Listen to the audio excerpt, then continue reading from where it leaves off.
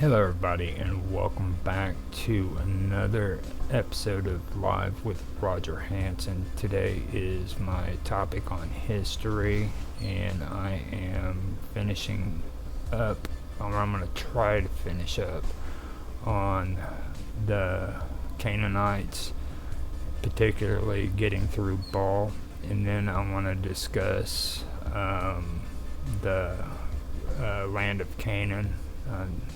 Today is the second to the last stream that I'll be doing concerning history. Today I'll try to finish up on the Canaanites and the land of Canaan. Like I just said, I'll not be sharing a Jitsi link to anybody in my stream. And I've already covered this during my stream, but I want to go back over it again. Today I'll be doing it solo without anybody on here with me. Now next week though, I'll be having Tanhai Tran on to discuss the Amorites and closing out the year for my history streams. Don't worry though, this isn't the end. I'll return next July with new episodes. If you guys want to watch these streams again, they'll be shared on Spotify for podcasters starting in January. So like I said, if you want to see them again, you can see them there. I also have them on Rumble, Odyssey, and YouTube. And YouTube will have a playlist set up for them in my podcast section, so you'll be able to see them there in order. Okay. So with that being said, I will get started with my episode. Okay, so here with Baal. Now in Judaism, Judaism, Baal appears about 90 times in the Hebrew Bible in reference to various gods. The priests of the Canaanite Baal are mentioned numerous times, most prominently in the first books of Kings. Many scholars believe that this describes Jezebel's attempt to introduce the worship of the Baal of Tyre Malkart to the Israelite capital, Samaria, in the 9th century BCE. Against this, Day argues that Jezebel's Baal was more probably Baal Shemim, the Lord of the Heavens, a title most often applied to Hadad, who is also often titled as Baal, and he's also Iskar in the Sumerian/Akkadian pantheon as well. We went over that just last week, I believe. Okay. 1 Kings 18 records an account of a contest between the prophet Elijah and Jezebel's priest. Both sides offer a sacrifice to their respective gods. Baal failed to light his followers' sacrifice, while Yahweh's heavenly fire burnt Elijah's altar to ashes, even after it had been soaked with water. The observers then followed Elijah's instructions to slay the priest of Baal, after which it began to rain, showing Yahweh's mastery over the weather. Other references to the priests of Baal describes their burning of incense in prayer and their offering of sacrifice while adorned in special vestments.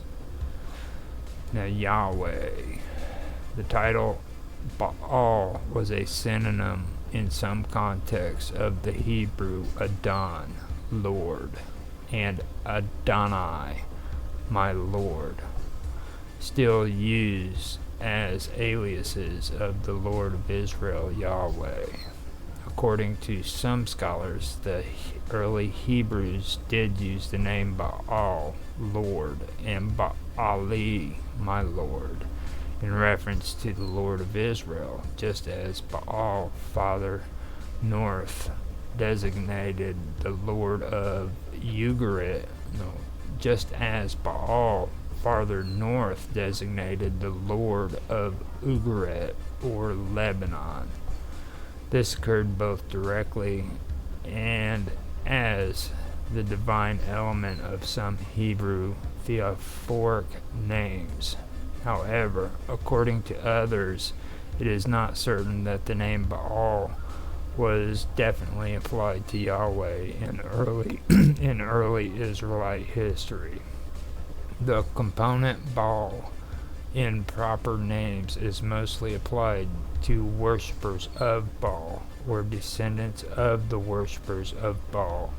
Names including the element Baal presumably is reference to Yahweh.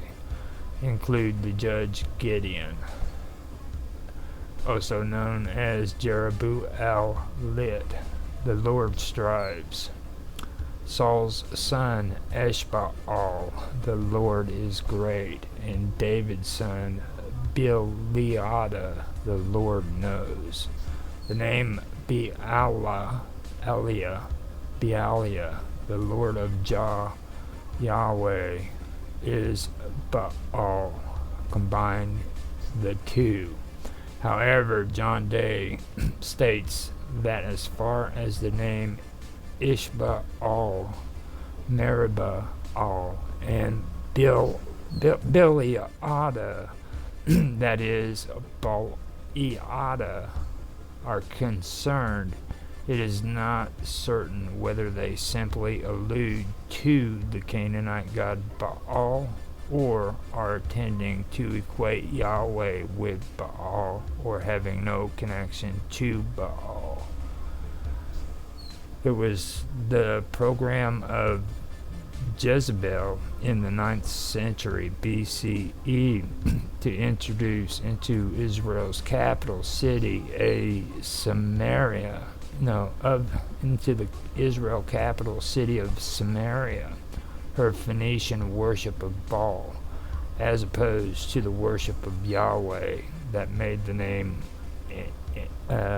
anathema to the Israelites. Anathema. The name anathema to the Israelites. At first, the name Baal was used by the Jews for their God without discrimination, but as the struggle between the two religions developed, the name Baal was given up by the Israelites as a thing of shame, and even names like Jerubbaal were changed to Jerubasheth.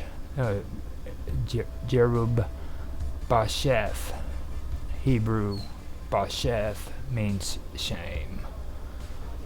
Okay, so Eshbaal became Ishbasheth, and Meribbaal became Mephibosheth, but other possibilities also occurred. Gideon's name, Jerubbaal, was mentioned intact but glossed as a mockery of the Canaanite god, implying that he strove in vain. Now, there are tons of citations which are needed here. Ishbaal became Ishbasheth, and that says citation needed. This right here is original research. The material near this tag possibly contains original research. And that goes with this for Mephibosheth. And that is, and Meribbaal became Mephibosheth. Now, here it says original research as well, and that says that Gideon's name, Jerubbaal, was mentioned intact but glossed as a mockery of the Canaanite god, implying that he strove in vain, and that was original research. So, direct use of Baali continued at least as late as the time of the prophet Hosea, who reproached the Israelites for doing so. Brad E. Keeley or Kell has suggested that reference to cultic sexual practices in the worship of Baal in Hosea 2 are evidence of an historical situation in which Israelites were either giving up Yahweh worship for Baal or blending the two. Hosea's reference to sexual acts being metaphors for Israelite apostasy. Now, Baal-bereth, Lord of the Covenant, was a god worshipped by the Israelites when they went astray after the death of Gideon, according to the Hebrew Scriptures. The same source relates that Gideon's son, Abimelech, went to his mother's kin at Shechem and received 70 shekels of silver from the house of Baal-bereth to assist in killing his 70 brothers from Gideon's other wives. An earlier passage had made Shechem the scene of Joshua's covenant between all the tribes of Israel. And El Yahweh, our God, is Israel, and a later one describes it as the location of the house of El-bereth. It is thus unclear whether the false worship of the Baalim being decreed is the worship of a new idol or rites and teachings placing Yahweh as a mere local god within the larger pantheon. The Hebrew Scriptures record the worship of Baal threatening Israel from the time of the judges until the monarchy. However, during the period of judges, such worship seems to have been an occasional deviation from a deeper and more constant worship of Yahweh. Throughout all the stories of judges, the popular faith of Yahweh runs as a powerful current. Thus, faith rises the judges and inspires poets, prophets, and Nazarites. Worship of Baal and Ashtoreth has been schematically interspersed between 3 chapters, but no trace of a vital popular belief in any foreign god can be detected in the stories themselves. Baal prophets appeared in Israel centuries later, but during the ages of the judges, when Israel is supposed to have been most deeply affected by the religion of Canaan, there are no Baal priests or prophets, nor any other imitation of a vital effect of polytheism in Israel life. The Deuteronomists in the present form of Jeremiah seem to phrase the struggle as monolatry or monotheism against polytheism. Yahweh is frequently identified in the Hebrew Scriptures as El Elyon. However, this was after a conflation with El in a process of religious syncretism. El Hebrew, and then the Hebrew writing, I can't say that, became a generic term form meaning God, as opposed to the name of a worshiped deity, and epithets such as El Shaddai came to be applied to Yahweh alone, while Baal's nature as a storm and weather god became assimilated into Yahweh's own identification with the storm. In the next stage, the Yahwist religion separated itself from its Canaanite heritage, first by rejecting Baal worship in the 9th century, then through the 8th to the 6th century with the prophetic condemnation of Baal sun worship on the high places, practices pertaining to the dead, and other matters. Beelzebub occurs in the 1st century of the 2nd book of Kings as the name of the Philistine god of Ekron. In it, Ahazi, king of Israel, is said to have consulted the priest of Baal-zebub as to whether he would survive the injuries from his recent fall. The prophet Elijah, incensed at this impiety, then foretold that he would die quickly, raining heavenly fire on the soldiers sent to punish him for doing so. Jewish scholars have interpreted the title of Lord of the Flies as the Hebrew way of calling Baal a pile of dung and his followers vermin, although others argue for a link to power over causing the curing pestilence and thus suitable for Ahaziah's question.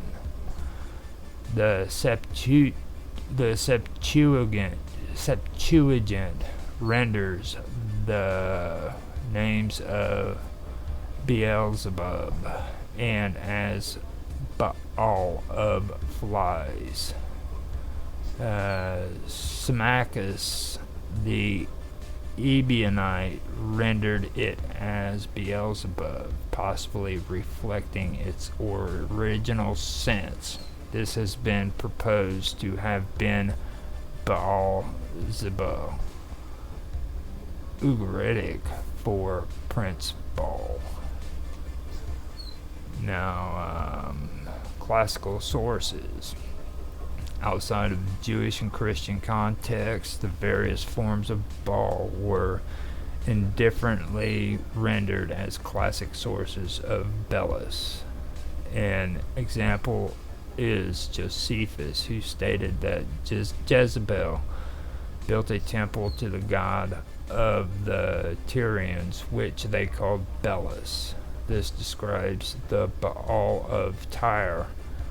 Malcart Herman identifies the Demarus or Damaris figure mentioned by Philo-Biblos as Baal. Baal-Haman, however, was identified with the Greek Kronos and the Roman Saturn as the Zubal Saturn. He was probably never equated with Malcart, although this assertion appears in older scholarship. Okay, I've got to take a drink of my coffee. Now, in Christianity, Beelzebub or Beelzebul was identified by the writers of the New Testament as Satan, prince, i.e., king of the demons. John Milton's 1667 epic Paradise Lost describes the fallen angels collecting around Satan, stating that though their heavenly names had been blotted out and razed, They would acquire new ones, wandering o'er the earth as false gods. Balaam and Ashtaroth are given as the collective names of the male and female demons, respectively, who came from between the bordering flood of old Euphrates and the brook that parts Egypt from Syrian ground. Baal and derived epithets like Baalis are used as slurs during the English Reformation for the saints and their devotees, and that needs a citation is needed right there for that right there. So now, Islam, the Quran mentions the prophet Elijah warned his people against Baal worship, and indeed Elijah was among the messengers. 1, 2, 3. Okay. When he's okay, that was references, so ignore that 1, 2, 3 thing. When he said to his people, "Will you not fear Allah? Do you call upon Baal and leave the best of creatures? Allah, your Lord and your Lord of your first forefathers." And they denied him, so indeed they will be brought for punishment, except the chosen servants of Allah. And we left him favorable mention among later generations. Peace be upon Ilyasine. Indeed, we thus reward the doers of good. Indeed, he was our believing servant. Quran Surah 37 verses 123 132. According to Tabari, Baal is a term used by Arabs to denote everything which is a lord over anything.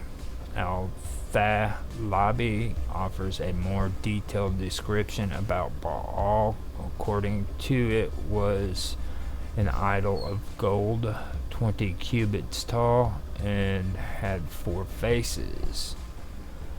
The triliteral root Baal occurs 7 times in the Quran, with its common Semitic usage of owner, husband, particularly husband.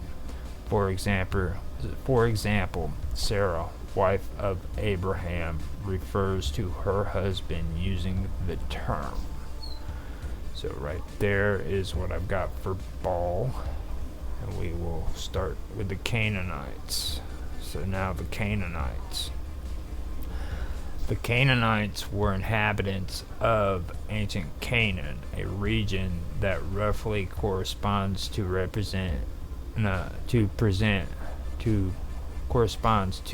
present-day Israel and the Palestinian territories, western Jordan, southern and coastal Syria, Lebanon, and continued up to the southern border of Turkey.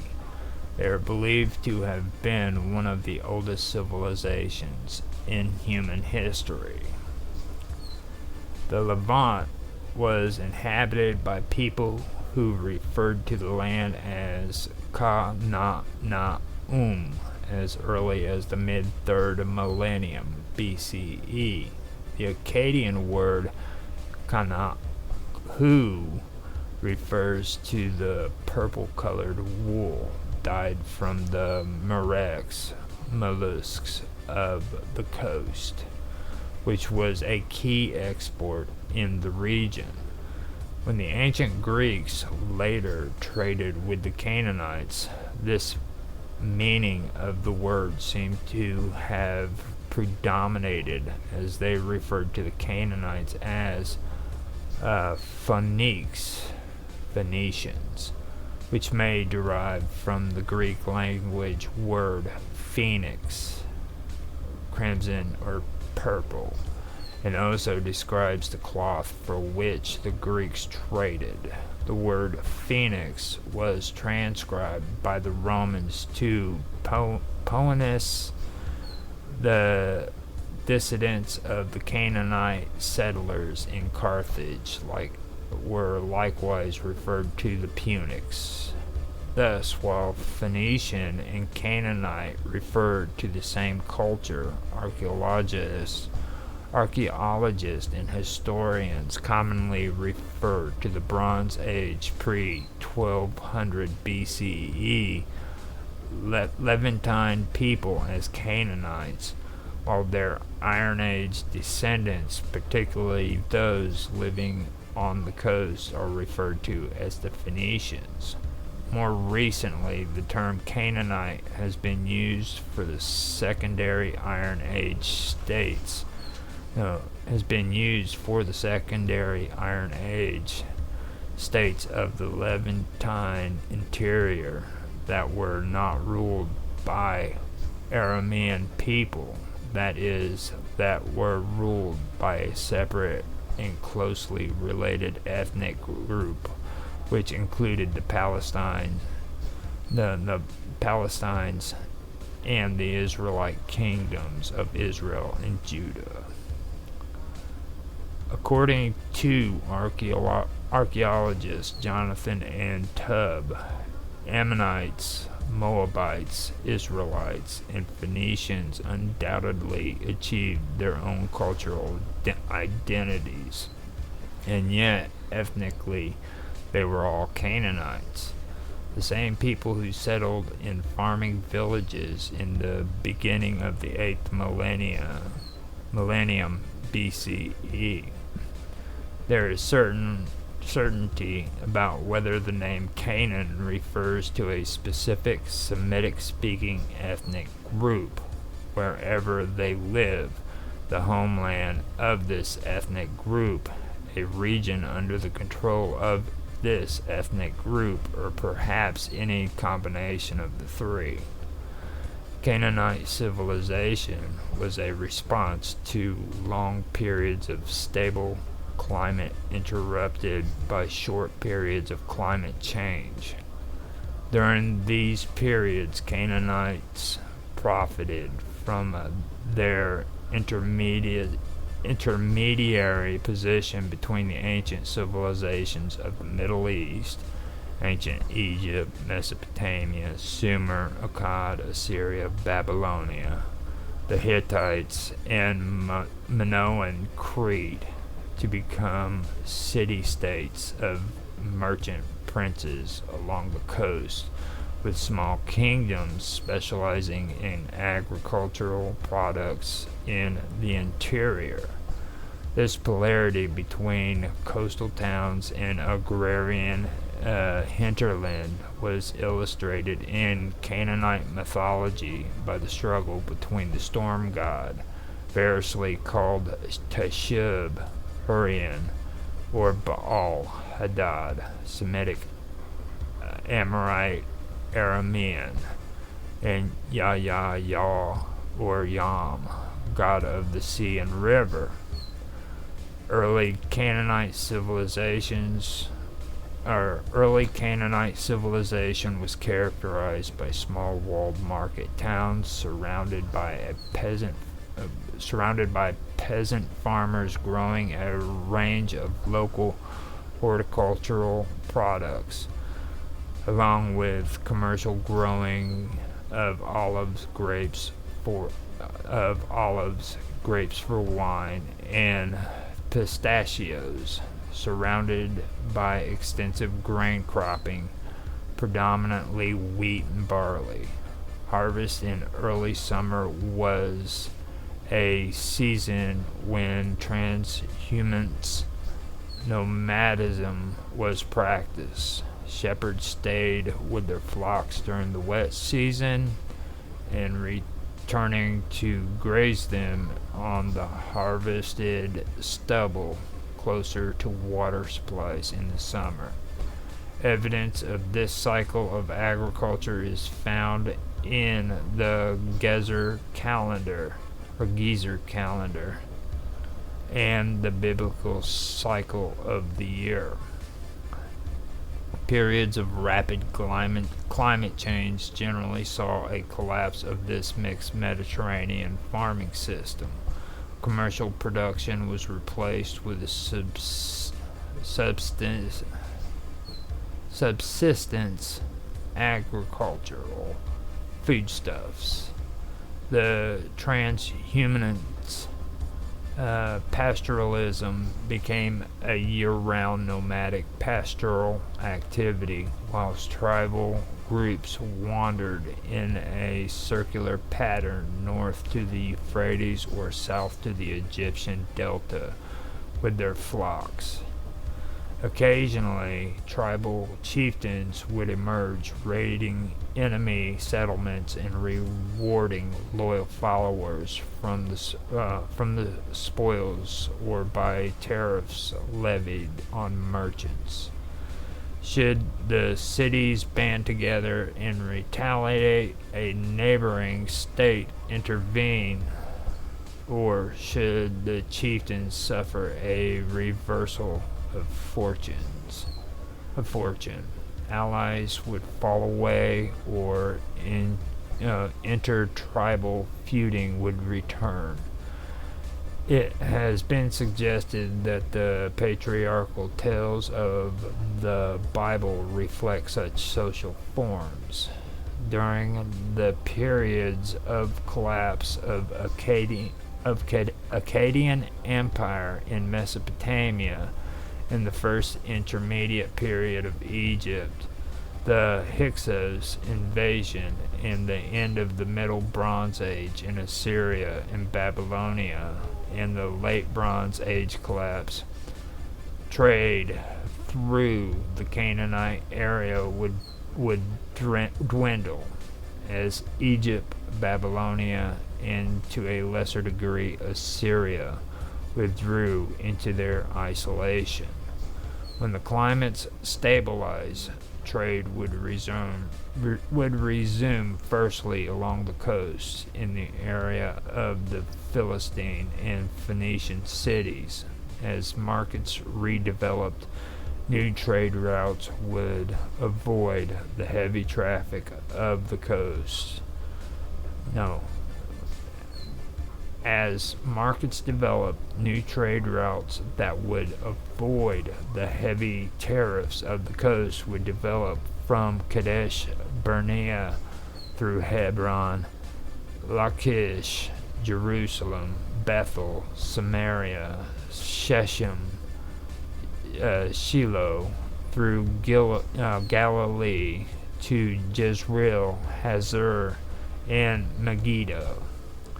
Secondary Canaanite cities would develop in this region. Further economic development would see the creation of a third trade route from Elath, Timnah, Edom, or Seir, Moab, Ammon, and thence to the Aramean states of Damascus and Palmyra. Earlier states, for example, the Philistines and Tyrians in the case of Judah and Samaria for the second route, and Judah and Israel for the third route, tried generally unsuccessfully to control the interior trade. Eventually, the prosperity of this trade would attract more powerful regional neighbors such as ancient Egypt, Assyria, the Babylonians, Persians, ancient Greeks, and Romans, who would control the Canaanites politically, leveling tribute, taxes, and tariffs. Often in such periods, thorough over overgrazing would result in a climate collapse and a repeat of the cycle, e.g., PMB, Gasulian, Uruk, and the Bronze Age cycles already mentioned. The fall of later Canaanite civilization occurred with the incorporation of the area into the Greco-Roman world as Lydia province, and after Byzantine times into the Umayyad Caliphate, Western Aramaic, one of the two lingua francas of Canaanite civilization, is still spoken in a number of small Syrian villages, while Phoenician Canaanite disappeared as a spoken language in about 100 circa 100 CE. Common Era, I guess. A separate Akkadian-infused Eastern Aramaic is still spoken by the existing Assyrians or Iraq, Iran, northeast Syria, and southeast Turkey. Tel Kabri contains the remains of a Canaanite city from the Middle Bronze Age, 2000 to 1550 BCE. The city, the most important of the cities in the western Galilee during the period, had a palace at its center. Tel Kabri is the only Canaanite city that can be excavated in its entirety because after the city was abandoned, no other city was built over its remains. It is notably because the predominant extra Canaanite culture influence is Minoan. Minoan-styled frescoes decorate the palace. And let's see what we got here. So yeah, we are coming to 50 minutes. Now, if you go to Wikipedia, they do have significant figures: rulers of Ugarit, rulers of Tyre, others, characters in the Hebrew Bible, genetic studies, and that's what I'll read here. And after I am done reading here, I'm going to stop. The next part is the Jewish and Christian scriptures, so I will leave that alone and let Tan cover that next week with the Amorites. So I won't touch any of that. But I do want to read this genetic studies because a lot of people have a misunderstanding when it comes to the Canaanites and Semitic speaking people. So this is something that I've noticed here recently that needs to be talked about. Okay. A 2020 genetic analysis conducted by the international team of archaeologists and geneticists found that the Bronze Age Canaanite population descended from earlier local Neolithic populations, together with populations related to the Chalcolithic Zugros Mountains and the Bronze Age Caucasus. According to the researchers, this mixture is probably the result of a continuing migration from the Zagros or Caucasus to the Levant between 2500 to 1000 BCE. The study has also shown that the Canaanite population contributed to most present-day Jewish groups and Levantine Arab-speaking groups. These populations are consistent with having 50% or more of their ancestry from people related to groups who lived in the Bronze Age, Levant, and Chalcolithic Zagros. These present-day groups also show ancestry that cannot be modeled by the available ancient DNA data, highlighting the importance of additional major genetic effects on the region since the Bronze Age. So, before we get out of here, I'll run through and show some photos here, see what you guys think of it. Now this is the Levant. Actually, I shouldn't have done that. This is the Levant right here, basically. And we'll see what they got there. These are some of the coins.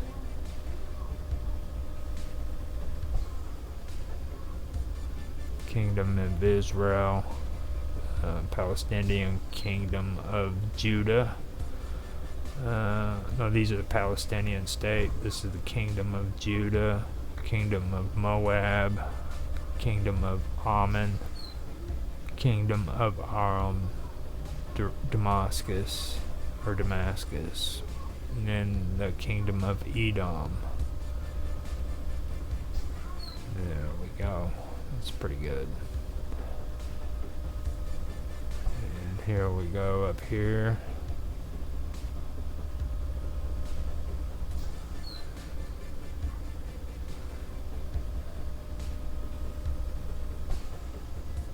Interesting stuff.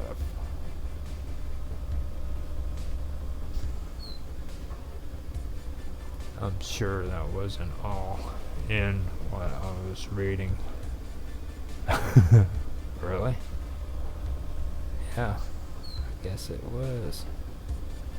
Well, I just wanted to go through some of this. Didn't want to get too crazy.